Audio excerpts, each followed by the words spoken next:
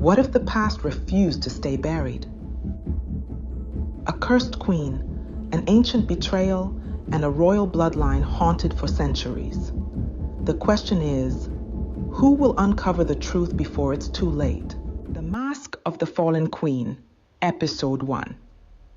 The late afternoon sun cast long shadows across the walls of Queen Naila's palace, a sprawling marvel of ivory and stone, yet the once grand hallways now echoed with whispers of fear. The mood in the court had shifted in recent months. Strange occurrences were unsettling the servants, items disappearing, cold drafts swirling through rooms, and a growing sense of unease that something was lurking just out of sight. Naila sat on her throne, pretending to listen to the elders' counsel, but her mind wandered. The kingdom was fragile. External threats loomed, and her people were whispering of a curse. Suddenly, the chamber doors flew open, and Amara, her loyal servant, entered in a panic. Her usually calm face was pale and drawn. "Your Majesty," she gasped, catching her breath. "It's happened again. The mask. It's appeared." Naila stood immediately, her heart skipping a beat. The golden mask of Queen Isoba was a relic her ancestors had hidden away for centuries. It was said to be cursed, tied to the spirit of the ancient queen who vanished mysteriously. Naila had always dismissed the story as a mere legend, but now, with the strange occurrences plaguing her palace, she wasn't so sure. "The mask was sealed away," Naila said, frowning. "Are you certain?" Amara nodded, fear etched in her eyes. "I saw it with my own eyes, glowing. It wasn't there before." Naila hesitated. Her instincts told her that something darker was at play, something far more dangerous than mere superstition. She motioned for Amara to lead the way, determined to uncover the truth. The corridors of the palace grew darker and colder as they ventured deeper into the forgotten wing. Ancient tapestries lined the walls, showing scenes of long-forgotten victories and tragedies. The air itself seemed to thicken with the weight of history. At the end of the passage stood a heavy wooden door, aged and worn from centuries of neglect. Naila pushed it open, and there in the dim light, she saw it, a golden mask placed on a pedestal at the center of the room. It was breathtaking and eerie all at once. Made entirely of gold, the mask resembled a regal woman with high cheekbones, hollow eyes, and intricate symbols carved into the surface. Its presence filled the room with an unnatural energy. Naila stepped closer, feeling a strange pull toward the mask. It was as if the mask was calling to her, urging her to understand its secrets.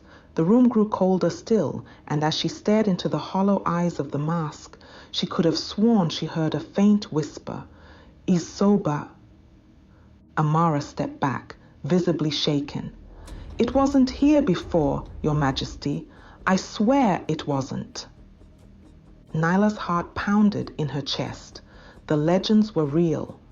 But what did the mask want? And why had it reappeared now? Later that evening, Naila summoned Kofi, the royal historian. He was a man well-versed in the kingdom's deepest secrets, his knowledge both feared and respected.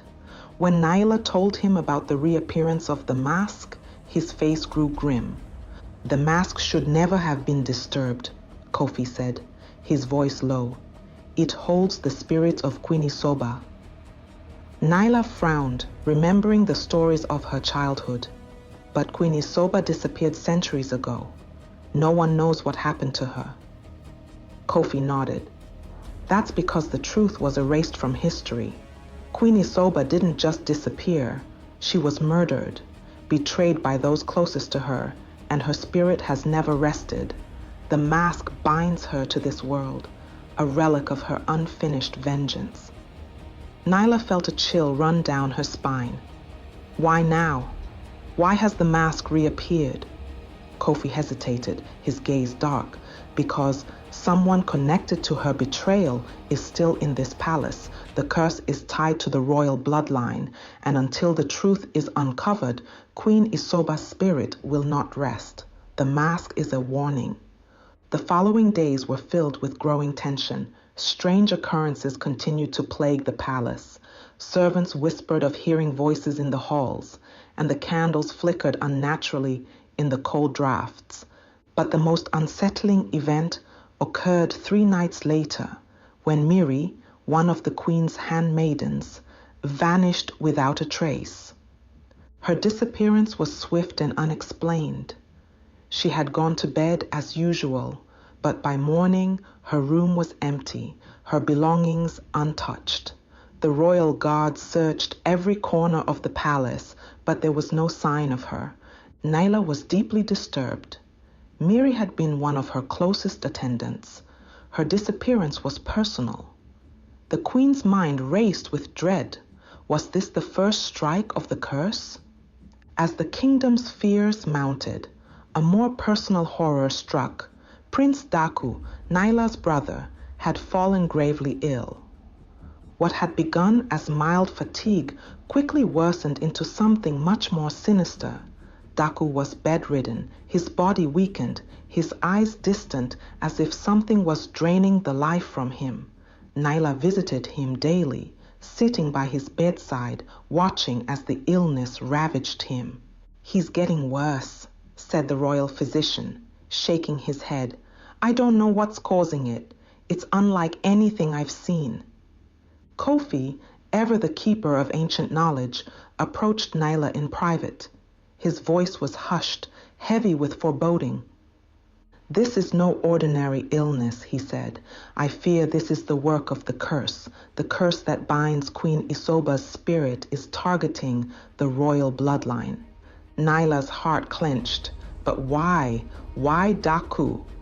Kofi's eyes darkened. "Because the bloodline is guilty. Someone within your family betrayed Queen Isoba centuries ago. Her vengeance is tied to the descendants of that betrayal.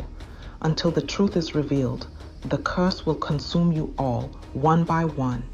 Determined to save her brother and unravel the mystery, Naila dove into the archives of the royal library.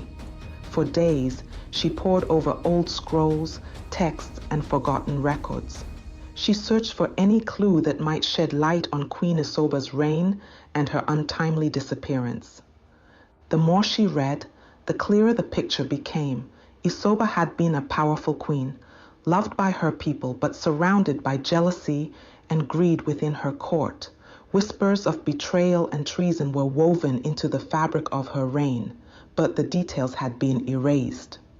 Still, fragments remained, rumors of a coup, secret alliances, and a golden mask that Isoba held dear, believed to be imbued with spiritual power. Amara, ever loyal, brought Naila a bundle of old documents, dusty and yellowed with age. "I found these in the archives. They're written in an ancient script." Naila's heart raced. Bring them to Kofi. He might be able to translate them. As the documents were taken away, Naila's mind spun with questions. Who had betrayed Queen Isoba? And why had they erased her from history? Late one night, Naila returned to her chambers, exhausted from her research. But as she neared her door, something caught her eye, a faint symbol etched into the wall outside her room. It was the same symbol that had been carved into the mask. Her breath caught in her throat. She traced her fingers over the markings. What did it mean? Why did it feel so familiar? Suddenly, she sensed movement in the shadows. She turned to see Daku standing at the end of the hallway, his face pale, his eyes hollow. "Daku?" she whispered, stepping closer. "What are you doing out of bed?" But Daku didn't respond. His expression was blank and his movement slow, almost trance-like. Without speaking, he raised a trembling hand and pointed to the symbol on the wall. "Daku, what's wrong?" Naila's voice was laced with fear. "Speak to me." Still silent, Daku turned and walked away, disappearing down the dark corridor. Naila stood frozen, a sense of dread settling deep in her bones. Something or someone was controlling her brother. Later that night, driven by fear and desperation, Naila returned to the chamber where the golden mask was kept. The room was colder than before, and the air felt thick with an unseen presence. Naila approached the mask cautiously, her heartbeat quickening. She could feel its pull, stronger than ever, as if it was reaching out to her, begging her to uncover its secrets. "I know you're there," Naila whispered, her voice trembling. "You spoke to me before. Show yourself again." For a moment, there was only silence. Then, the shadows in the room shifted, and a cold breeze swept through the chamber. The hollow eyes of the mask glowed faintly, and a voice echoed in the air, distant but unmistakable. "Naila." The voice was that of Queen Isoba. It was a whisper, but it sent shivers down Naila's spine. "You must uncover the truth, or all will fall." Naila clenched her fists, her determination hardening. "I will. I'll find out who betrayed you." The voice faded, leaving behind a heavy silence. But Naila knew that time was running out. The curse was growing stronger, and her brother's life hung in the balance. As Naila left the chamber, her mind racing with questions, she heard a commotion from the distance. Her heart lurched as she rushed toward the noise, following the echoes down the winding hallways of the palace. When she reached Daku's chambers, the scene that greeted her sent a wave of terror through her. Daku was gone. His bed was empty, the window wide open, curtains billowing in the cold night breeze. The guards stood helplessly by the bed, their faces pale. "Where is he?" Naila demanded, her voice trembling with fear. One of the guards stepped forward, his voice shaking. "We don't know, Your Majesty. He vanished." Naila's blood ran cold. The curse had taken her brother, and now the race to uncover the truth had become more urgent than ever. Chaos gripped the palace. The usually serene corridors were filled with the urgent footfalls of guards, their shouts echoing through the stone halls as they frantically searched for Prince Daku. Queen Naila stood frozen in his bedchamber, her eyes wide with panic. The bed where her brother had lain was now empty, the curtains by the open window fluttering in the cold night air. The chill wasn't just from the breeze, it settled deep in her bones, the creeping fear that she was losing everything. Naila turned toward the captain of the royal guard, her voice tight with restrained emotion. "Where is my brother?" Her words cut through the noise like a knife. The guard's face was pale, his voice shaking. "We've searched everywhere, Your Majesty. There's no trace of him." Naila's heart pounded in her chest. Daku wasn't simply missing, she knew it. The curse had taken him. "Double the search," she commanded, her voice cracking with desperation. "Every corridor, every hidden chamber, leave nothing untouched." The captain nodded and rushed off, but Naila felt no comfort in his obedience. She knew that this was no ordinary disappearance. Her brother wasn't hiding somewhere within the palace walls. He had been drawn into something far darker. Her thoughts drifted to the golden mask, the cursed relic that had been haunting her every waking moment. She had felt its pull, its power growing stronger each day. And now, with Daku gone, the mask's hold on her family was tightening. Without wasting another moment, Naila made her way to the only person who might have answers. Kofi, the royal historian. The air in the royal archives was thick with dust, the scent of aged parchment and ink heavy in the stillness. Naila stormed in, her steps quick and unsteady. She found Kofi hunched over a table, his brow furrowed as he studied an ancient scroll. He looked up, startled, as she entered. "Where is he?" Kofi, Naila's voice was sharp, filled with fear and frustration. Daku is gone. The curse has taken him. Kofi's eyes darkened with concern, but there was something else there, something that unsettled Naila. I feared this might happen, Kofi muttered, his tone laced with guilt. He straightened, motioning for Naila to join him. I've been searching through these records, trying to find something, anything, that might explain what's happening. Naila's temper flared. She stepped closer, her voice trembling with anger. You knew this was coming, didn't you? You knew that the curse would come for my family, and you didn't warn me. Kofi's gaze fell to the scrolls, his voice dropping to a somber whisper. I didn't know it would happen this quickly. The curse, it doesn't follow a predictable path. Naila's breath caught in her throat as she struggled to control her emotions. Her fear twisted into anger, and she slammed her fist onto the table.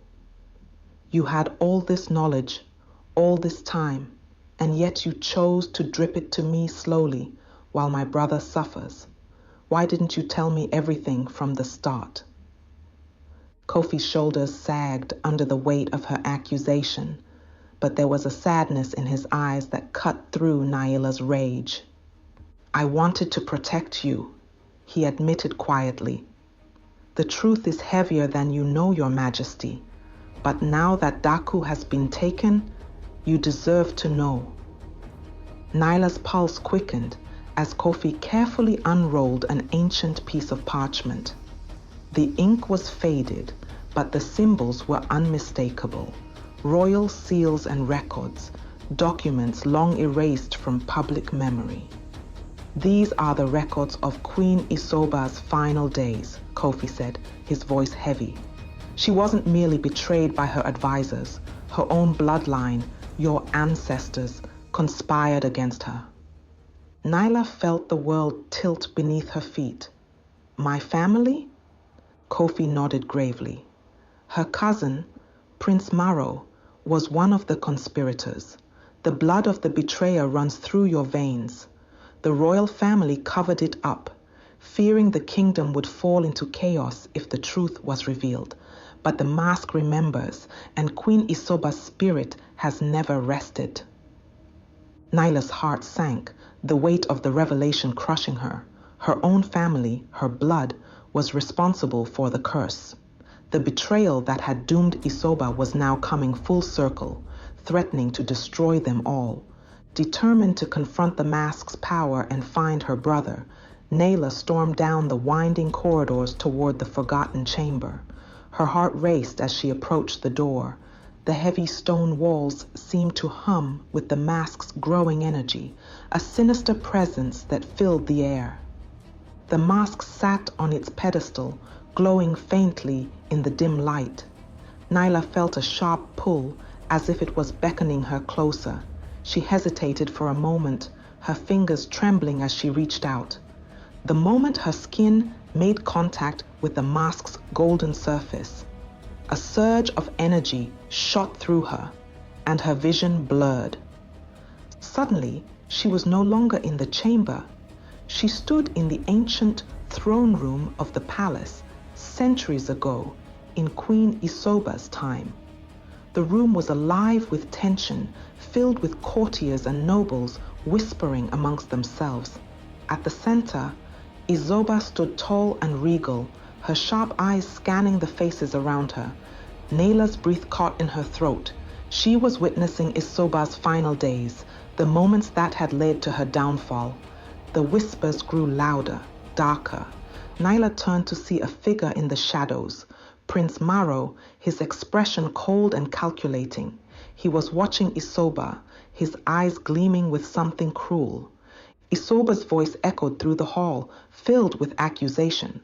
I know you plot against me, she declared, her tone regal and commanding. You think I do not see the betrayal brewing in my own bloodline.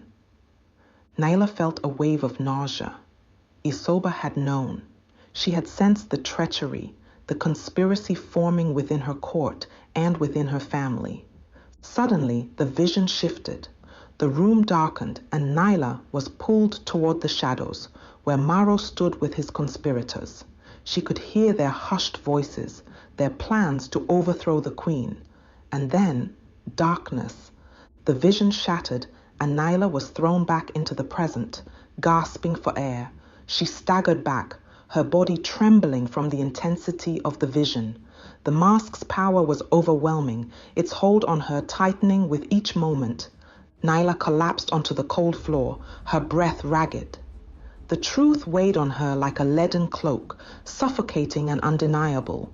Her family's bloodline was tainted. Her ancestors had been complicit in Isoba's betrayal. She had seen it with her own eyes. As she struggled to regain her composure, Kofi entered the chamber, his face etched with concern. "You saw it, didn't you?" he asked quietly. Naila nodded, her voice barely a whisper. Maro. He was part of the plot. Isoba knew she was going to be betrayed.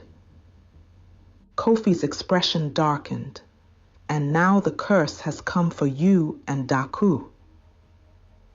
Naila's voice wavered as she spoke. "How do I stop it? How do I undo what my ancestors have done?" Kofi hesitated, his gaze falling to the mask. "There's a way, but it's dangerous." Naila's eyes flicked toward him, a glimmer of hope in the darkness. "Tell me." Later that night, Naila and Kofi descended into the sacred chamber beneath the palace, a hidden room lit by flickering torches. The walls were lined with ancient symbols, faintly glowing in the dim light.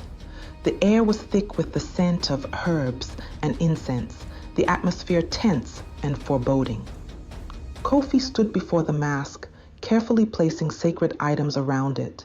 His hands trembled slightly as he whispered an ancient incantation, his voice filled with reverence and fear.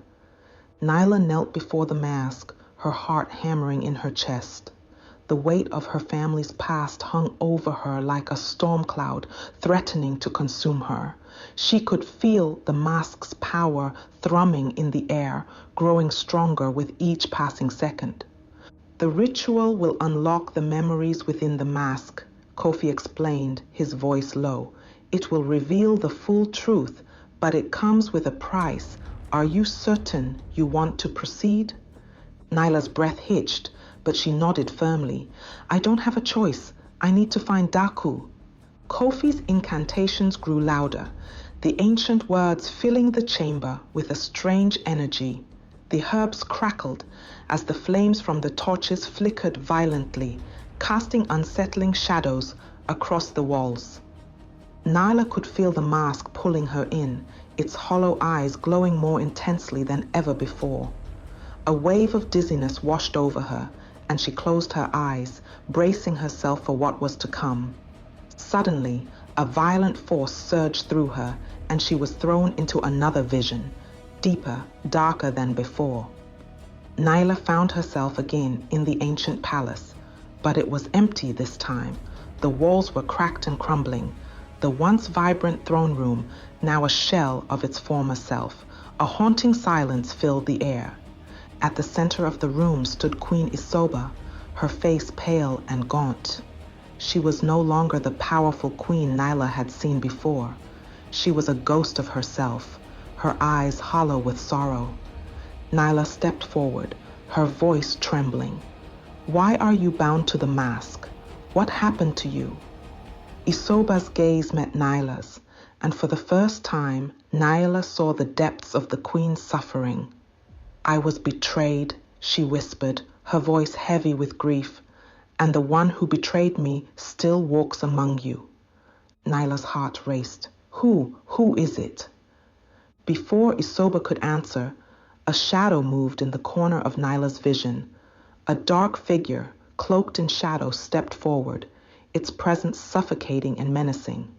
Naila tried to move, but her body was frozen, paralyzed by the figure's oppressive energy. The figure came closer, its face obscured by darkness, and just as it reached her, the vision shattered. Naila gasped for air as she was thrust back into the present. The ritual chamber was silent, and Kofi stood nearby, watching her closely. "What did you see?" he asked, his voice urgent. Naila's heart pounded in her chest as the memory of the shadowy figure lingered in her mind. "I saw her, Isoba, and someone else, someone close to me." Kofi's expression darkened. "The final piece of the curse." Naila looked up at him, her determination hardening. "The curse is tied to someone in the present, someone in my court." And with that, the episode ends on a dramatic cliffhanger. Thanks for listening. Join us on Tuesday for episode 2 of this story.